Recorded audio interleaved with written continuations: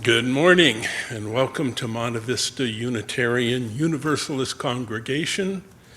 My name is Alan Worley. I'm the president of the Board of Trustees, and I welcome you on this beautiful Sunday morning that started out with us being entombed in gray clouds that have rolled away to reveal a miraculous, beautiful Sunday morning. Now some announcements. Tuesday, Taco Tuesday, Zoom gathering of all of us that are interested, 7 p.m. on Zoom. Look at the announcement that'll be emailed out. Wednesday, Board of Trustees meeting. If you need a link,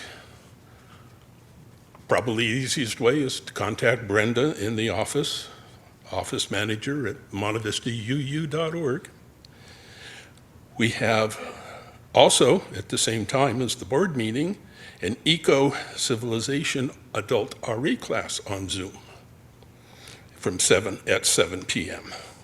So we have tough decisions to make. Our stewardship drive is continuing. We're celebrating 70 years as a congregation now. Coming up on Wednesday, April 27th, again on Zoom, is the Ecological Civilization Through Process led by Reverend Kathleen Reeves. And as an adjunct to that class, on May 21st, there will be field trips to Amy's Farms, the Chirp Solar Power organization, and the Lopez Urban Farm in Pomona. So we have lots of choices coming up. The men's group is looking to get back together, either meeting at 8:30 here on campus on the second and fourth Sundays, or possibly on Saturday mornings on Zoom. And the request is, if you're interested, please let Brenda know. And our Spirit Level Grant is over $12,000, right? $12,500, I believe. No, that's the top. 12. We're at $10,500. We're less than $2,000 needed. So please help with that. And at this point, Reverend Maggie.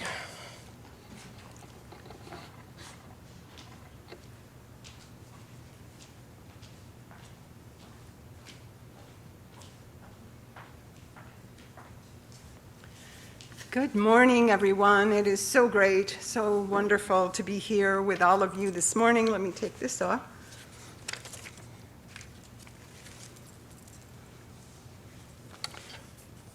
Someone just came to me and handed me this. This is one of our Joys and Concerns papers. There'll be a segment in our service where we share these with the congregation. So they are on the greeters table. If you wanted to jot a little note, anything you want to announce about things that are happening in your lives that you want to share with us. Also, for those folks that are in our Zoom sanctuary, and we do welcome you as well. Hi, everybody. You can just type into the chat box if it's a joy or a concern that you want to share. One of the traditions of our congregation is we open our service by ringing the bowl. We ring it 3 times, once for those who came before.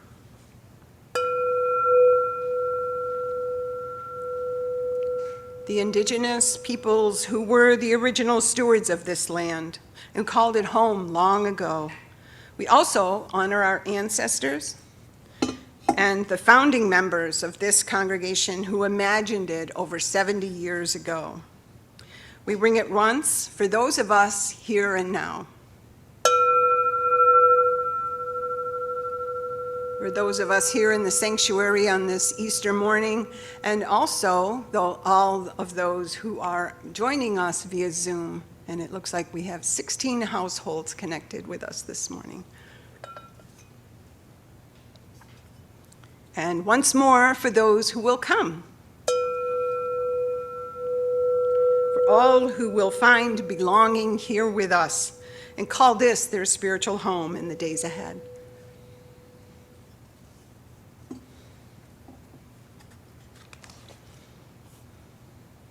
And I invite those of you here in the sanctuary to stand as you're comfortable, and we will sing together our opening song, number 123, Spirit of Life. And the lyrics will be on the screen, first time through in English and then Spanish.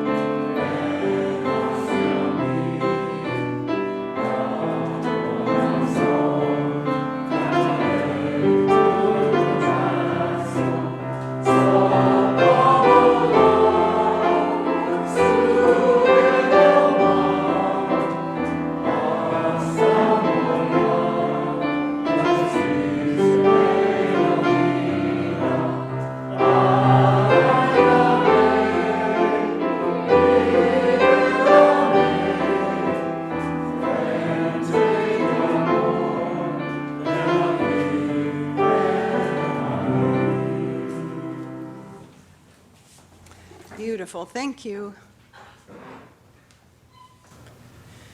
And we light our chalice this morning. I'd like to invite Don Moore up to do that. We've given him his lessons with our new chalice. There are instructions that come with it. Yeah. And our chalice lighting words. From the many blessings that have been offered here from the hearts of those lighting the chalice of this congregation over the past 70 years, we invite the breath of our ancestors. As we breathe together and join the spirits that are in this sanctuary now with hearts wide open, we mark this very moment with great joy, deep gratitude, and authentic compassion. May it be that the love and intention created here among us remains a light to those yet to find this sacred space, this home for their spirit, where the sighs of their breath will bring life to this chalice flame. May it be so. And we have another treat today. We have Boriana Popova with us.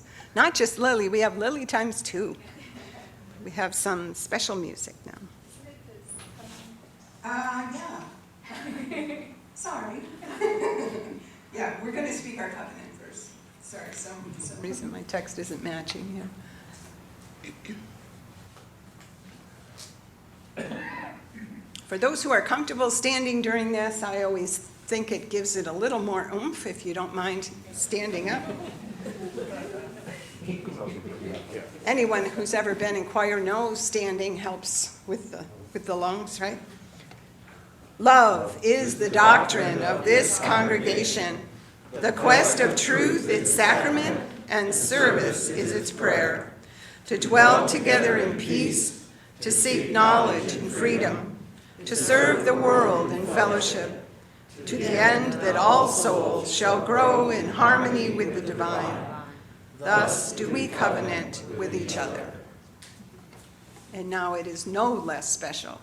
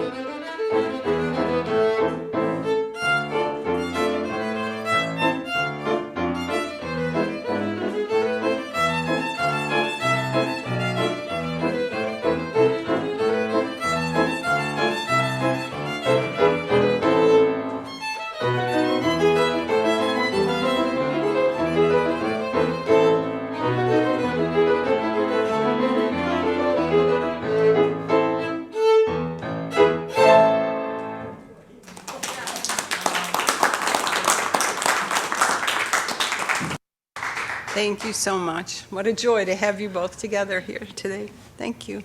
And I'd like to invite Robert Tidwell, our Director of Lifespan Religious Exploration, all those syllables, to come up and offer our wisdom tale for today. Believe it or not, we have a story that's all about a rabbit who knows about coming to life. Thank you.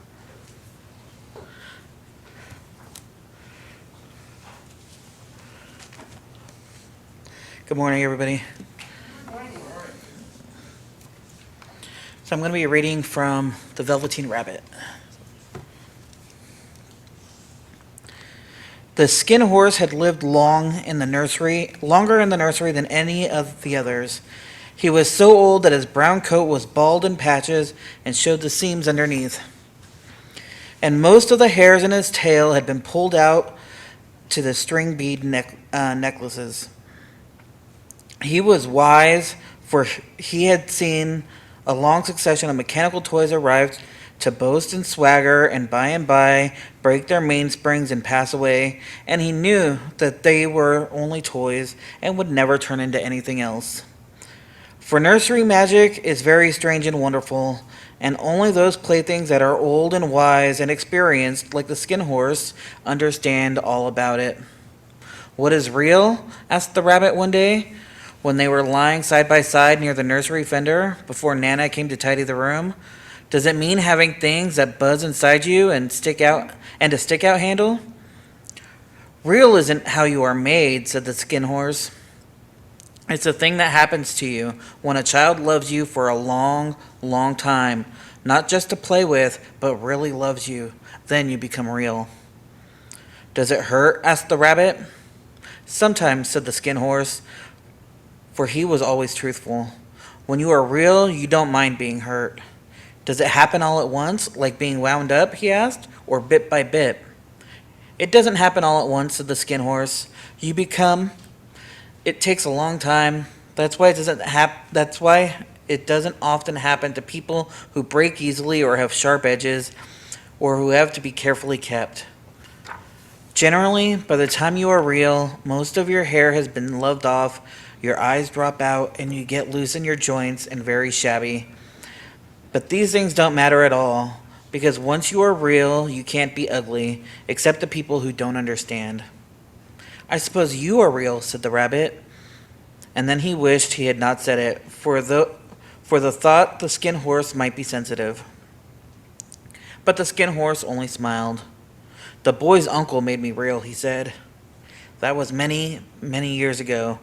But once you are real, you can't become unreal again. It lasts for always." Thank you. Thanks.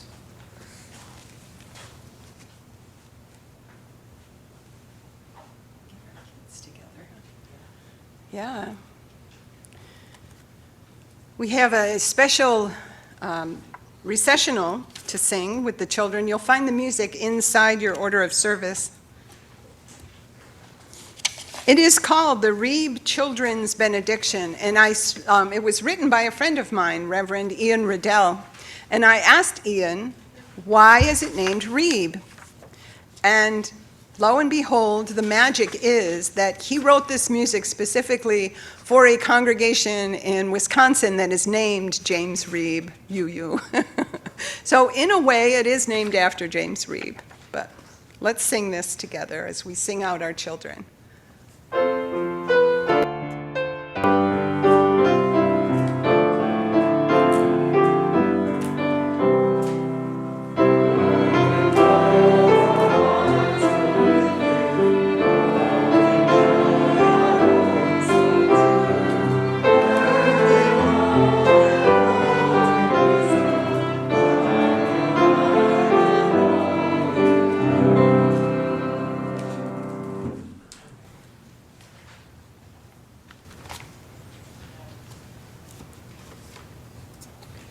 We have a special hymn this morning as well. I'd love to invite everyone to stand as you're comfortable If you have a gray hymnal with you, it's number 38 if you want to follow the music, but Lily will have the lyrics up for us. It's a beautiful Easter morning hymn that we like to sing.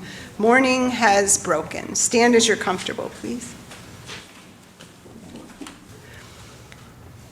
During our stewardship drive, we have some special folks that have been chosen, or voluntold, one of the two, from our, to speak about why they pledge. And who we have today is Jack Little, and there he is. Hi, Jack. Hello from the sanctuary. Wait, you're covered up with, okay, here we go. Good morning. Beautiful. Well, happy Easter, everybody. Why do I pledge to Montevis Universalist?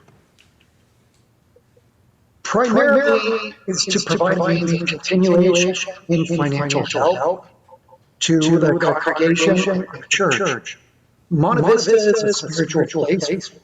It's a home for many people. So many programs are dependent on that financial support by me and everybody else. For example, religious exploration. I'm sorry, are you guys getting an echo?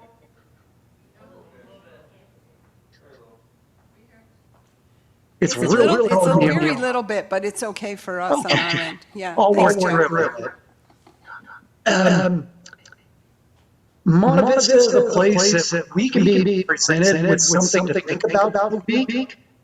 It's a place where issues can be brought up and we can work on a solution together. As we've already heard this morning, one of my favorites is the incredible music by Lily. All of those things require financial support from me and from all of us. And as a sidebar, it's a place that I think I've gained lifelong relationships and friendships with like-minded people that I may not have found anywhere else. So why do I pledge? For all of those reasons, for the continuation of Monte Vista, to keep these traditions going. That is why I pledge. So, thank you.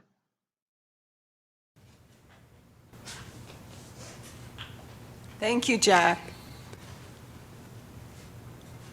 Yeah, do you want to come up, Tom? Carissa Moore is on our finance committee. She's the chair of that, but she's not doing so well today health-wise. In fact, she has laryngitis, I think, right? So she sent her hubby in. He's our Superman today, doing all kinds of wonderful things for us. So he will give the update on the stewardship drive for Carissa.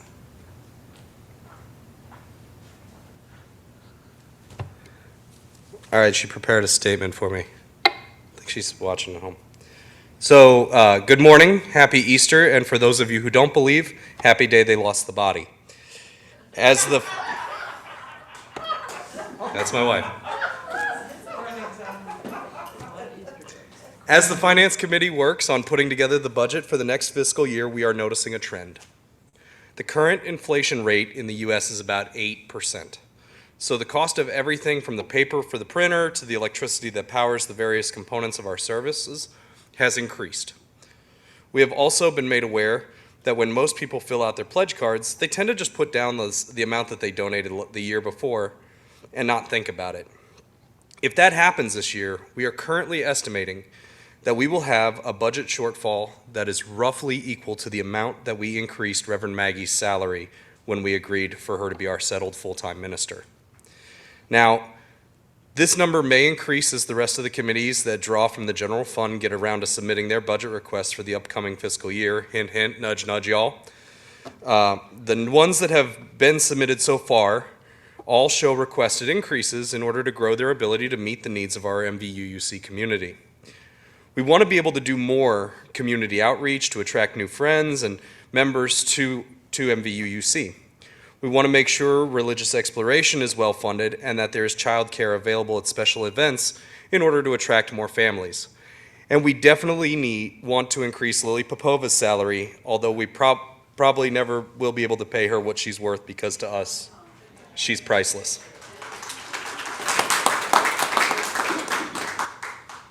I agree. So MVUUC cannot grow, cannot thrive as a community if our pledges remain stagnant. Now, we recognize that some of you are on fixed incomes, and with the cost of everything increasing, you may already be maxed out on how much you can pledge. That's okay. However, for those of us that aren't, I challenge you to go home today and take a good look at your budgets and bank accounts and figure out if you can increase your pledge amount. Don, that's me, and I are a single income family with a small child that we will eventually need to put through college. We managed to increase our pledge this year by 25% over last year's. For those of you who can, I dare you to meet or beat the percentage increase on your pledge forms. Thank you.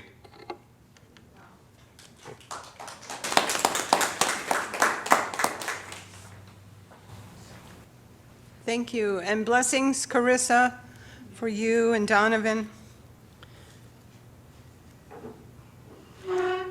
Our offering message today opens with these words in reading number 675, where we read, "The offering is a sacrament of the free church, supported by the voluntary generosity of those who join with us."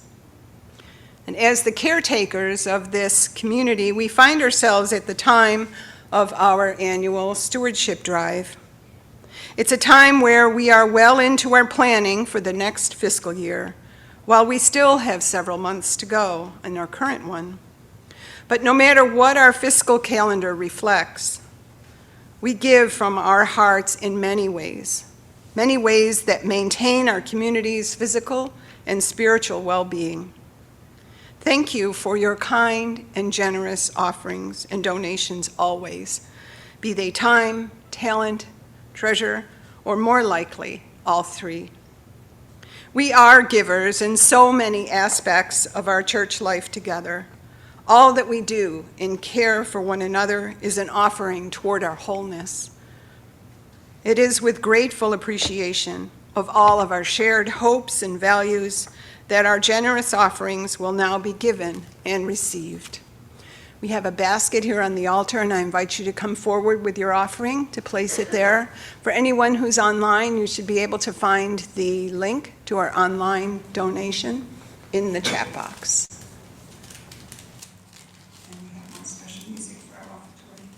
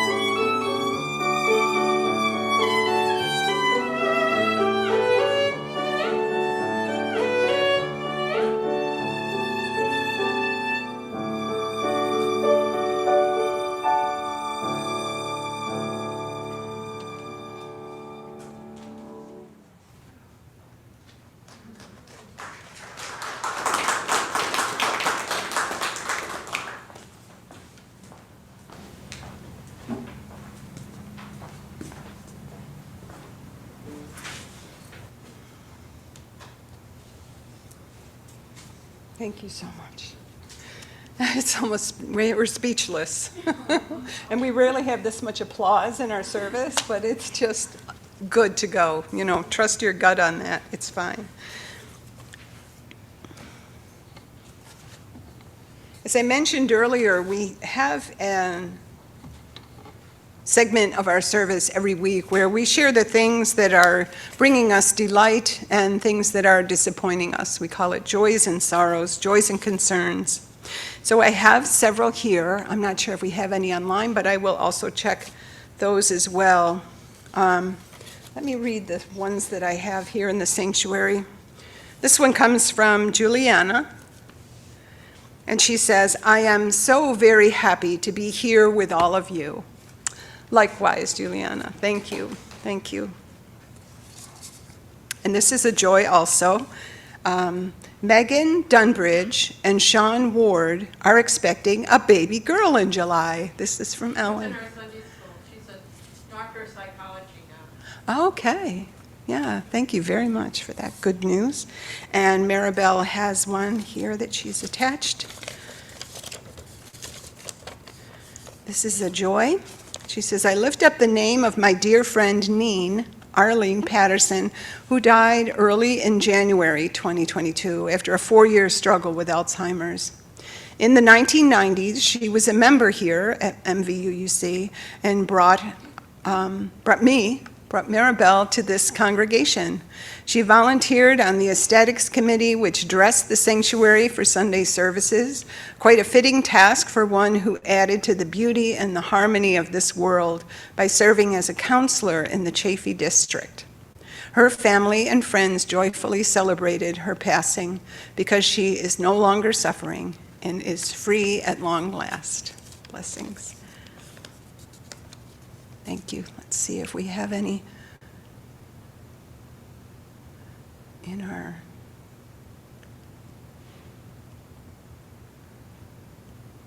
Nope, I don't see any in the chat box. So I invite you to join me for a time of prayer and meditation. The prayer that I chose for today was inspired by the language of Carolyn McDade's hymn, Spirit of Life, that we sang earlier in the service, and we sing it every week. It was written by a friend of mine, Reverend Nika Eaton Gwynn. Great Spirit of life, Spirit of love, God of many names and no names, come unto us, for we know not what to do about the invasion of Ukraine and the many heartbreaking wars around this world. Do not know what to do for all those who are suffering. Sing in our hearts all the stirrings of compassion, compassion for the oppressed, for those who are scared and hurting, compassion for those who are sick and in pain. Blow in the wind and rise in the seas, and may we listen to the stirrings of our earth, and together protect our beautiful planet that holds and nourishes us. Move in our hands so that we may give life the shape of justice, that all may experience equity, freedom, and dignity. Roots hold us close so that we may feel a connection to this earth and to one another, interconnected in all. Wings set us free so that we may soar with inspiration, creativity, and vision. Spirit of life, come to us. May we be whole and live lives of faith, integrity, and purpose. Amen. I invite you to stand as you're comfortable as we sing our pastoral hymn today. It's number 168 in the hymnal, One More Step.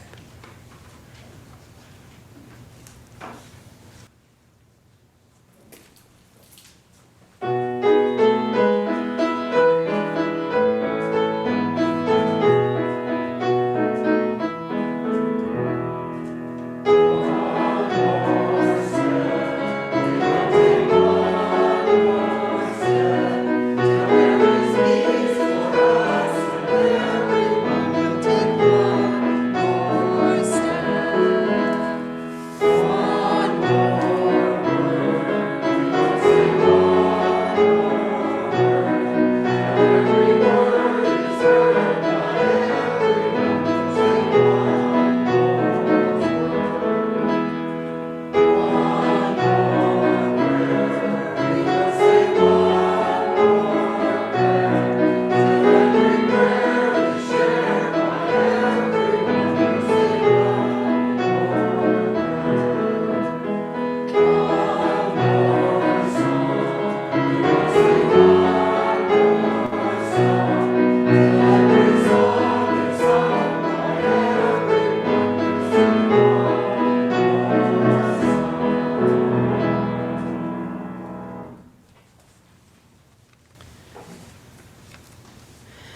before we have another piece of beautiful special music, I invite Don Moore to come up for our reading.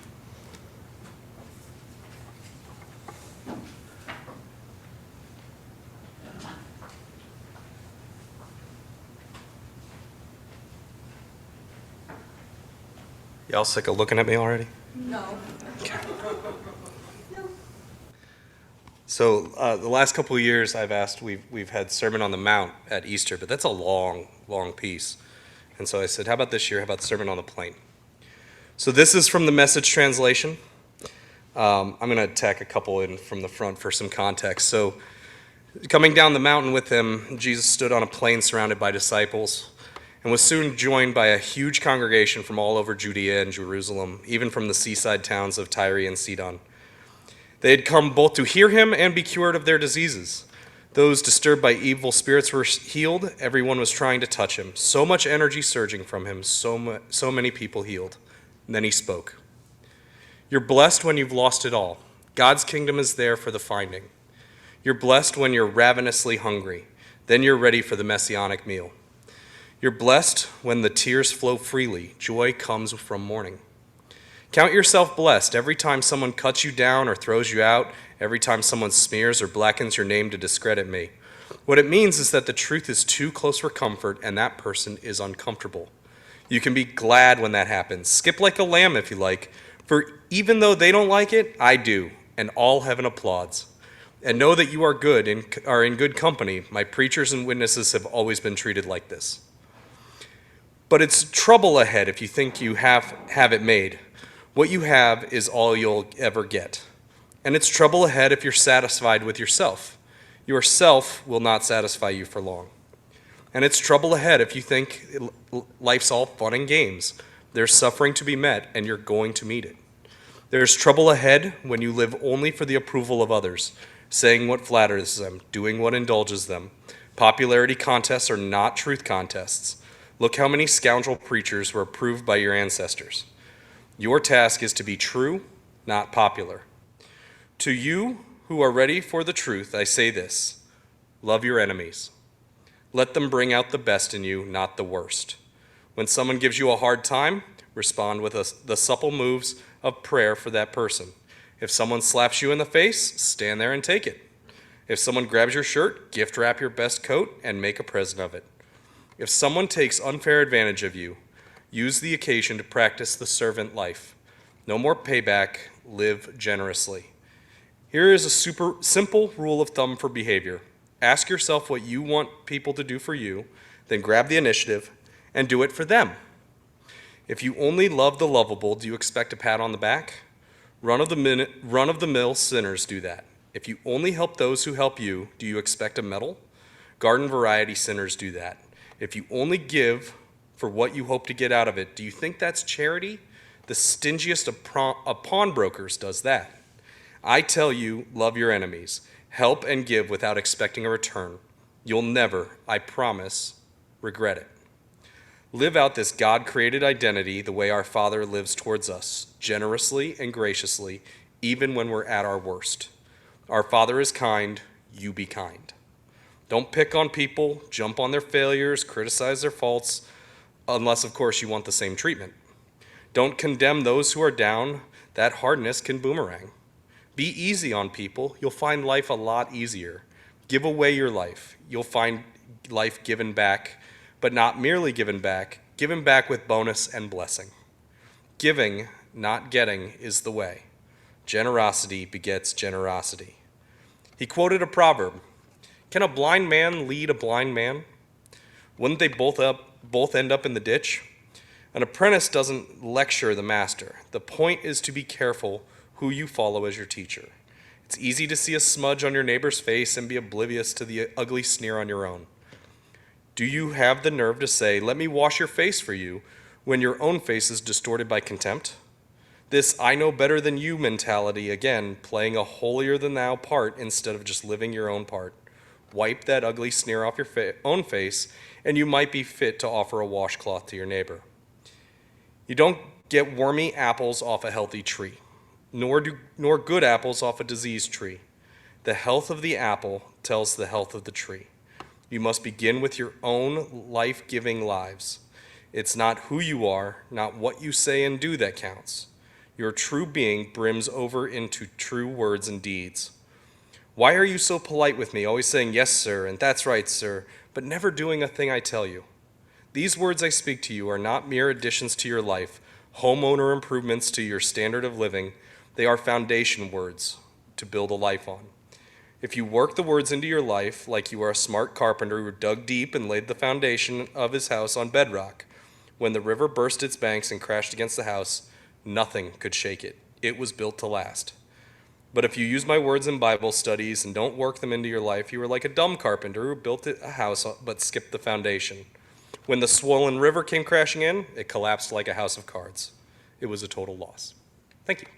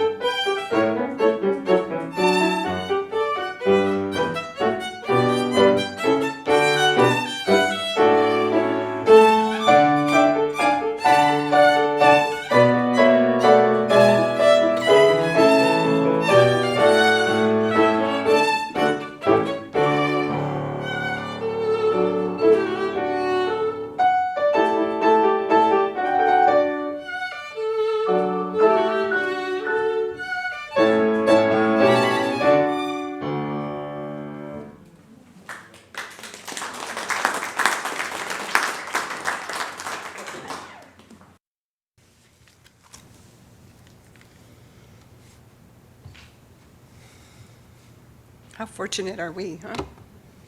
Excuse me.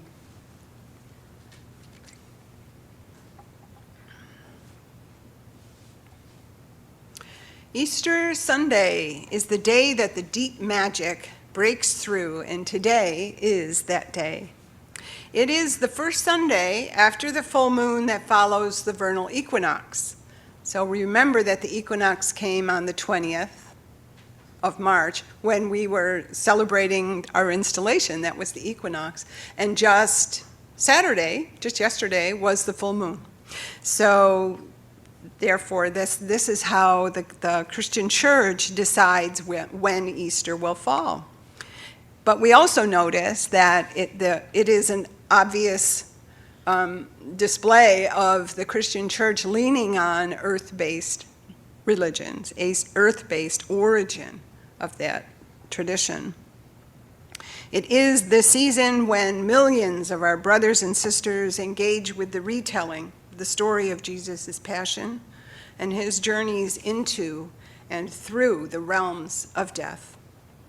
Beginning with Thursday night's shared meal with his disciples, his foot washings, and the time in Gethsemane's garden, to his Friday's passion story and Saturday's meditations on him being lain in the tomb.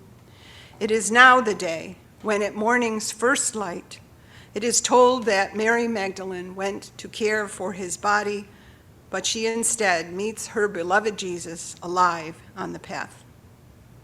She is known to be the first person that he appeared to. John's gospel is dripping with deep mystic magic as it describes the moment that she hears a voice, who she at first thought was the landscaper at the tomb, but then realizes that it is Jesus. The Christian people everywhere have embraced the meaning within these events over the past 2,000 years. And our fourth principle calls us and challenges us to do likewise. We are called to freely and responsibly search for truth and meaning everywhere. We're comfortable doing that with the things that we like, that fit our personality or our theology or our belief system. And it is easy to find meaning in those things that we hold dear. But yet, in order to come to life ourselves, in order to be responsible, and in order to be free, we must give ourselves both the permission and the challenge to search for truth in difficult places, to dig in the deep for significant accuracy, and to create meaning that will bring us to life again. The religious tolerance that we use often claim as our gift to the world's people through Unitarian King John Szigmund of Hungary's Edict of Torda, that honors the value of the faith traditions of other peoples, gives us the freedom to hold and practice that belief that brings us to life. And for the first time in 31 years, since 1991, Muslims, Jews, Christians, Sikhs, Baha'i, Hindus, Buddhists, Jains, and indigenous nations will all observe holidays simultaneously at this time. These celebrations include the seasons of Ramadan, Passover, Easter, the Sikh festival of Baisakhi, the Japanese Buddhist Hana Matsuri, the people of the Jain, did I say it okay, George? He was helping me to practice. It's all one, Hana Matsuri. The people of the Jain community are celebrating Mahavir, Jayanti, and the native peoples will soon hold the largest powwow in North America as they attend the Gathering of Nations. We add our own Unitarian Universalist High Holy Day to the list, because coming next Sunday, we will celebrate Earth Day as our multi-generational service.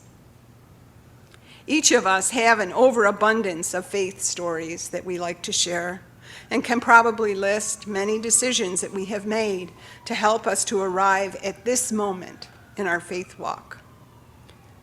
Each story, every outcome is unique, yet similar enough to resonate with the stories of others in our community. The gifts of the Easter story are part of our sources, and we can be hopeful for all of us in these tender times as we find our way forward and focus once again on coming to life. So how best can we unfold the story of Easter and find the deep magic inside? Keeping curious is one way to stay open to truth and meaning. But how can we as individuals and as a congregation steer and dedicate our individual and communal search for truth and meaning toward coming alive in these days that are so very full of the evidence of the presence of death? Perhaps it's not in our choosing between them, but in our locking arms and walking together right through the center of whatever we find ourselves in the midst of at all. What if our resurrection story, our coming to life, is dependent on that? What if our best way forward can only manifest if we crack open our hearts and love ourselves and one another more deeply. What if our recovery from the things that have crashed into our lives over the past few years is hinged on our decisions to look more deeply at the lessons of so much loss and yet be grateful?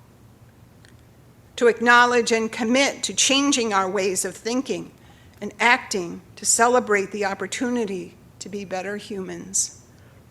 And what if, in order to come to life, we have to admit that we've got work to do? And we listen deeply to embrace that awareness with all of the love and compassion that we can muster. Coming to life is a calling to the good work that we are engaged in always. And the choice we have made to do that work asks that we keep our spirits in tune and our house in order. Funny thing about house cleaning and soul work, it's never done. Clarissa Pincoli Estes wrote a beautiful lesson about how to balance that need to do our homework and our inner work by living our lives to the full with our hearts singing out loud. She says, we simply must put our foot down and say no to half of what we think we should be doing and spend time celebrating who we are. Our good work is not meant to come to life in only stolen moments. It's all best done with intention. While we just watch the emergence of life we are coming to, flowing to us and through us as we open to it. No, it will not happen all at once, but it is happening, and we can see it. I can see it. Being present to who we have become and deciding to live in a way that we know we are coming to life certainly does ask a lot of us. It requires that we live in the world that we see unfolding now, and being present there with all that is happening, right in the middle of it. As Ram Dass taught us many decades ago, being here now. It's hard work to be in the now, when we much prefer the ways of the past. But so much has changed, we can honestly say, and we should remind each other, we'll never be the same. And nor would we want to be, for all that we've been through would surely have changed us and made us better. But we find great solace that our path is a grounded one here in community. We are down here together, finding our footing on Mother Earth. And although it can be a slow walk back from beyond where COVID has taken us, and we're not there yet, but we see with a clearer vision now. We know what we're made of, and our vision will become even more clear as we keep moving forward, because it is here where we will once again uncover our sacred purpose. It is here where we will find our true path, and it is here where we are coming to life. Sometimes learning to emerge from times of great loss and pain, like we've been through, some of us more than others, into a new, healthier normal feels like a bit of a pipe dream. And you may be weary and not quite ready yet for the greater work. But when the vision comes, it will make sense and it will feel right. But we will create it and we will step into it together. It will give you relief and hope and bring us all back to a state of being at home in our own skin, of a feeling like we have finally come to life, right here, right in this place, with those whom you feel most at home. May it be so. Blessed be, and amen.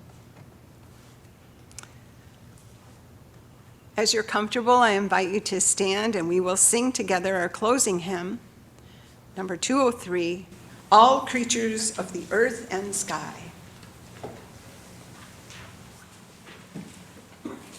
Don, if you would come and snuff the chalice for us, please? Yeah. Yeah, we don't blow it out because the oil would go everywhere. We use the snuffer, and let's recite the words that are in our order of service. We extinguish this flame, but not the light of truth, the warmth of community, or the fire of commitment. These we carry in our hearts until we are together again. Go into this day with gratitude and a wide open heart that gives meaning to your life and a voice to your soul, because your best you is exactly what this hurting world needs so much right now.